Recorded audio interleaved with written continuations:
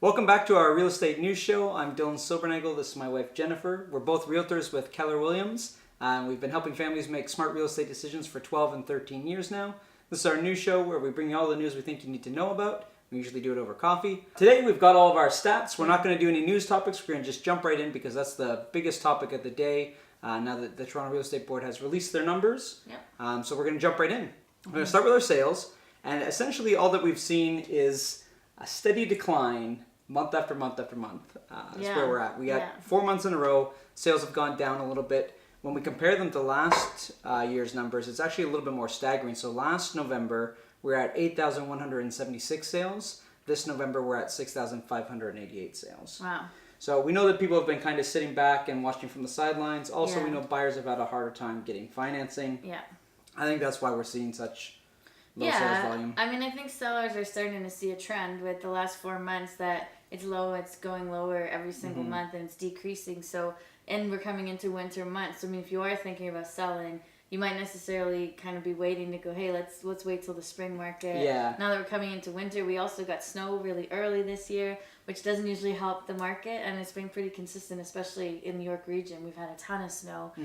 So I think you combine all those factors, and it kind of does make sense that we're seeing a bit of a decline in the number of. Yeah. And so we gave you the month over month. Let me just quickly run you through the last 4 months. August, we had 7,137 sales.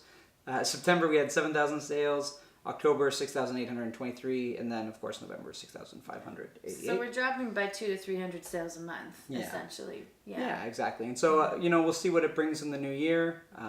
We would have thought we would have seen a little bit more sales increase with the rate hikes. We would have thought people would have tried to get in there. Yeah, we were anticipating a bit of a push for October, but I think when you take all of the different factors and combine them, it kind of does make sense that we're seeing this trend, especially with all the lending changes and everything that's been going on, everything being up in the air, and the market being a little off. So, now let's jump over to the price side, where we see a little bit better news.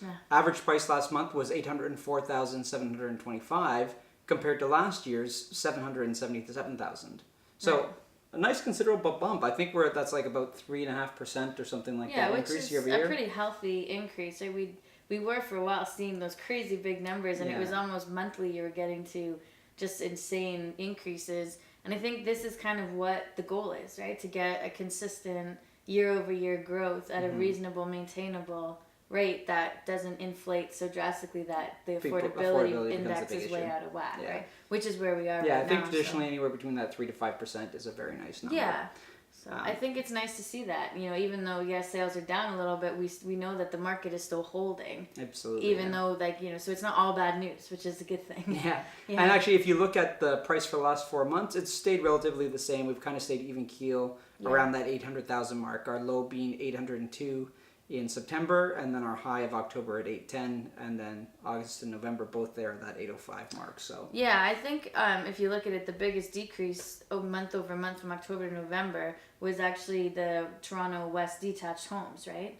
We saw the biggest drop in market value. Of the 9 or so markets that we picked out last month to review, we've looked at them again and we've compared them month to month, October to November, so you can see direct change in these areas. And it was that detached West End where we saw the biggest decrease in price. So we're going to run through those with you again so you can kind of see what happened. So starting in Toronto, we looked at the central area for condos. Last month it was 674,000. This month it's 670,000. So about the same, no real change there. But the detached West End homes, we were at 1,138,000 last month, and we're at 1,064,000 this month. So that's a little bit more of a considerable decline. Yeah, I mean you're still within the 100,000, but it's pretty close to being. I mean I think it's 60,000-70,000 difference there.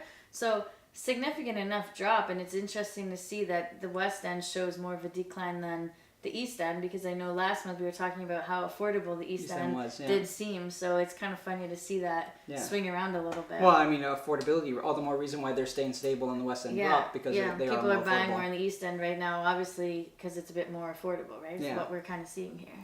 If we stay in the West End there, we've got a semi. Last month was going for 841,000. Nice bump. They're now at 872,000. Nice. On average. Yeah.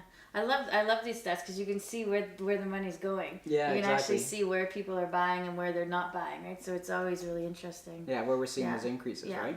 And now if we look at the East End, our detached last month 898,000, this month 920,000. Yeah, so that's not bad. Yeah, if you were listening last month talking about affordability, you got in there, and sellers made that extra 30,000 in terms of the increase. So still less than what the West End detached are going for. Yeah, but we're closing the gap at least. I mean, between last month you had what the West End detached was 1.138. Yeah. And the East End detached was 898, right? And then this month we're seeing that we're down to $1,064,000 and we're jumping up to 920. So that gap is starting to close there. Yeah, absolutely.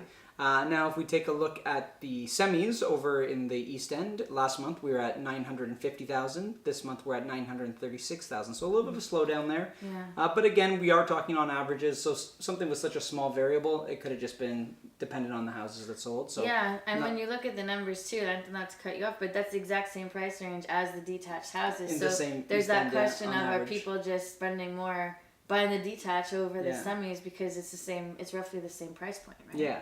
And I mean, some of that will be the little bungalows and stuff like that are over there compared to a full semi that may have been renovated, right? So still two very different products, potentially at the same price. Yeah, you got to talk apples to apples, of course. But when we're just talking big picture, you can kind of see that might be a decision some people are making. Yeah, absolutely.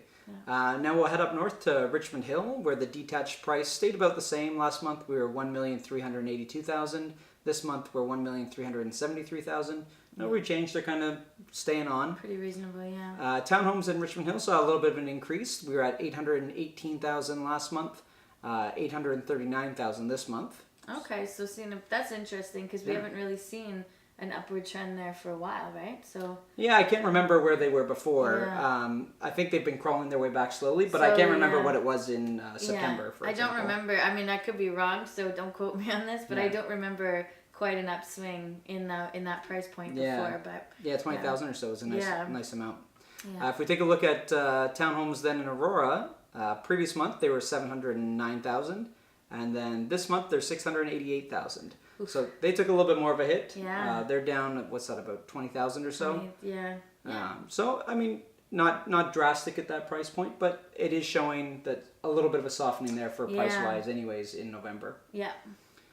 Detached in Aurora, we're looking at 1,100,000 last month, 106,000, and 1,051,000 this month. So they're almost a $60,000 decrease in average price for the detached home in Aurora. Yeah, so Aurora is seeing a drop in townhomes and in detached. Yeah. Which is interesting as well. I wonder why that is. If we take a look at our year-over-year summary when we want to look at percentage changes compared this month compared to last month, last year, this time last year, our sales numbers that we gave you there, that was a 14% decline that we saw November 2018 to November 2017.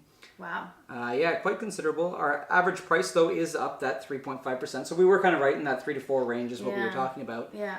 So that's not bad at all. That's, again, a healthy number. Yeah, I mean, I'm happy with those numbers. They're not scary by any means. The decline, the 14%, is a pretty hefty number. But then when you see the average price holding, it kind of takes away the concern around that number. It just shows that the sales are declining, so you do have to really be strong when you're on the market. You have to be priced well, you have to look good, you have to be staged, all those things that we talk about that we maybe don't take into consideration as much in a really strong market. We've got to look at more here because you have to be the best on the block every time, right? Yeah, absolutely. When we look at our months on inventory, when we say that maybe only 5 are selling if there's 25 available in the neighborhood, you really got to stand out to be one of those 5 out of the 25 that sell. Yeah, you got to be the one that everybody wants, basically, and that comes down to how the house shows and how it's priced, right? Yeah, price right for your product, exactly. Yeah, exactly. And always pretty it up just a little bit. There's always stuff you can do. And so I will look at some of our year-to-date numbers. So this is across all the months up until November, and we're going to compare 2018 at this point compared to 2017 at this where we were in November. Yeah. When we look at our average price, we see a 7.8% decline for detached homes. This isn't really a shock. I'm actually a little shocked that it's only 7.8%. It could have been higher. Yeah, it could have been higher, actually. And then if you look at, sticking with the detached, the 416, we saw a 6.5% decrease. and then the 905 we saw 8.8%. Right. So again, like we know, we're seeing that a little bit more. Yeah, I actually thought there'd be a bigger gap than that. That's surprising. Yeah, actually that's a very good point. Only like a 2.3% gap there is pretty considerable. It's pretty small. I mean, it's pretty small in consideration. I would have expected a bigger gap for sure, based on what I feel like we see. Yeah. And I know it's overall, so there's a lot of different variables involved in these numbers. It's not one particular type of home or price point, so you have to take all that into consideration. But it still surprises me. Yeah. Yeah. And one thing that we've said for a long time, we know that the condo market's doing very well. Yeah. We've got a very tangible number to look at here. So average price across all condos on the Toronto Real Estate Board is up 7.8% compared to this time last year. Wow. Yeah. So very nice numbers. That's very healthy, yeah. If we're looking at a 3.5% increase overall, but you're seeing a 7.8% in the condo market, would have been nice to buy that condo last year and see that growth. That increase. Yeah. Other than that, no real standouts. The semis, the towns have all kind of maintained the same in terms of prices, and we are seeing, of course, sales down across the board because that's what we've seen. Because sales are down across the board. Yeah. And what about the 20%? So I know we had talked about this a little bit earlier with the condo apartments being down the 20%. That's a big gap. So that's sales volume. Yeah. Actually, across 416 and 905, they're down quite a bit. In terms of sales volume, 19.8% in the city, and then 18% in the 905. Yeah. So that is a little shocking. Yeah, it's a big number. It's really interesting that they are significantly down, more so than really most of the other categories. Yeah. Well, I mean, if you look at your detached sales, of course, that's where we see our biggest. Yeah. 19.9% in the 416, 23% in the 905, 23% yeah, overall. That's true, yeah. So the detached market is still taking the biggest hit, both yeah. in price and in yeah. Sales volume. Yeah. But that being said, I mean, with the condo market decrease in sales volume, at least we're seeing growth in their price. So exactly. there is a bonus to that, and it's just going to potentially keep going because as the demand decreases, or supply decreases, obviously demand goes up. Mm-hmm. Right? I don't have the number here for new listings launched for condos year to date because that's what we're discussing. Yeah. But if that was down as well, then it'd be interesting to see probably a tightening in the market, hence why the prices are up at that 7.8% year over year. Yeah, that would make sense. Right? Which is very nice. Anyways, that is all the market stats we have for you today. We're not back again until Tuesday. Yeah, so that's pretty much it for the show today. Thanks for joining us. As always, we have shows coming out every Tuesday and every Thursday. Don't forget to subscribe, give us a like, or follow us so you don't miss any future episodes. And if you have any comments, any feedback, or there's any topics that you would like us to cover that we haven't quite got to yet, please let us know. We love hearing from you guys. We love to do a show on a topic that somebody requests for us. And other than that, thank you so much for joining us. The links will be... But if you want a copy of the full market report, just reach out to us and we'd be happy to email it to you. Yeah, absolutely. So the TREB report, our emails, I guess, will be on the screen at the end of the video. And other than that, thank you so much for joining us, and we'll see you next week.